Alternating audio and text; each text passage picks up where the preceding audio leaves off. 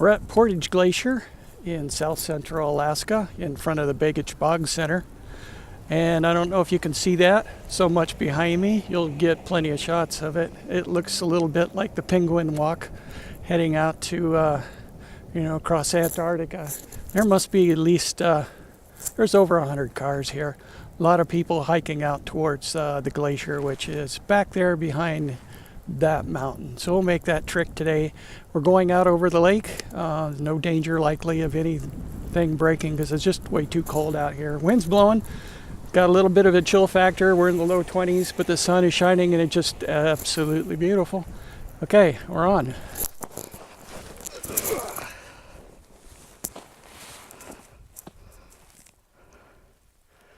I just fell. For an extra $50 a day, you can find a porter who will pull you out to the Portage Glacier. I'm using a fur jacket that goes around my earphones mic pickup. Sit there a little bit below my chin. I think it's probably going to work out pretty good. When I did blow at the microphone, I was able to hear a little bit of wind noise coming through, but it seemed to be much lower than the level of my voice when I normally talk. So this is a trial, first test out in the real world with this. We'll see how well it does.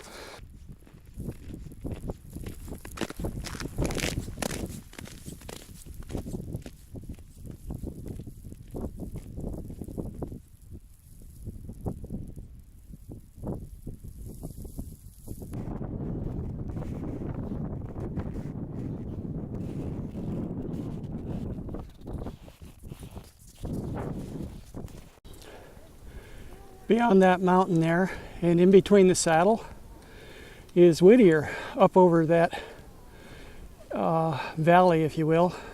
There's a trail that comes from Whittier, connects over to Portage Lake, and that is useful because during the summer you can actually take that, then walk the beach that you see behind those people currently, and get good views of the Portage Glacier, which is still up behind that near ridge over there on the right hand side.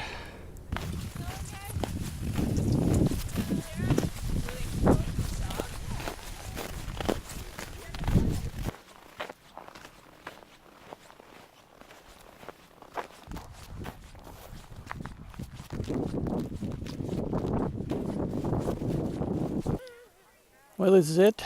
You made it to Portage Glacier.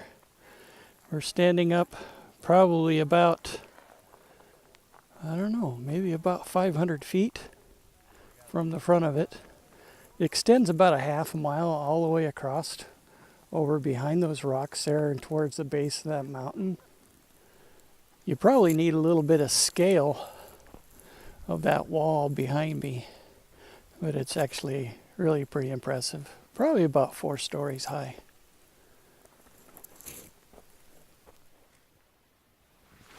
I like those spires, those are kind of cool.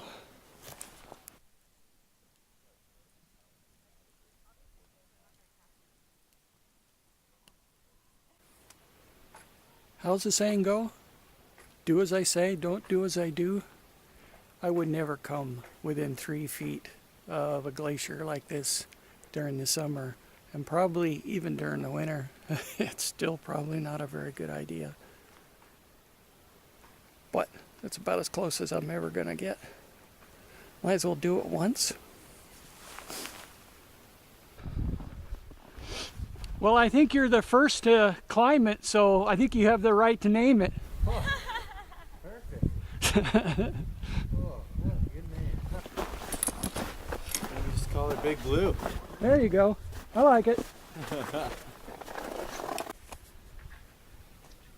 It's still probably not very clear in the video right now for you to actually see through it, but some of this ice is pretty clear, and it looks like I'm looking down maybe about 2 or 3 feet.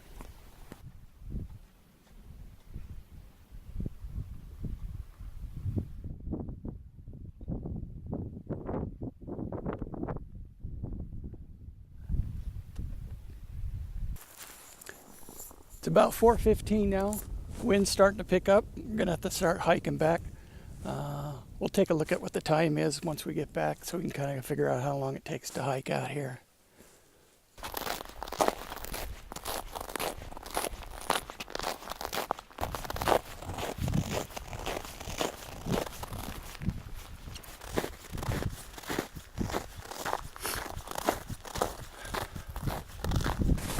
A little bit of a headwind, changed into a light balaclava, and also my light hat makes a good combination. Also switched out my gloves to a little bit heavier. It's kind of cold on the way back. Not too bad. Where is he? There he is.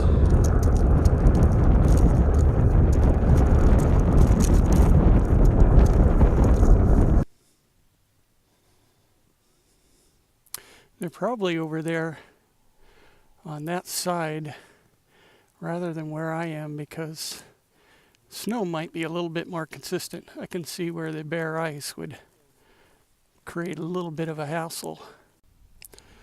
Clouds have closed in just a little bit, coming over from Whittier. Got a ways to go still to get back to the Baggage Bogs Visitor Center. Well, it's 5:15, so it's a little bit over an hour to hike back into the glacier. So maybe considering the little bit of wind drifts that we have, it's probably about 2.5 to 3 miles out there.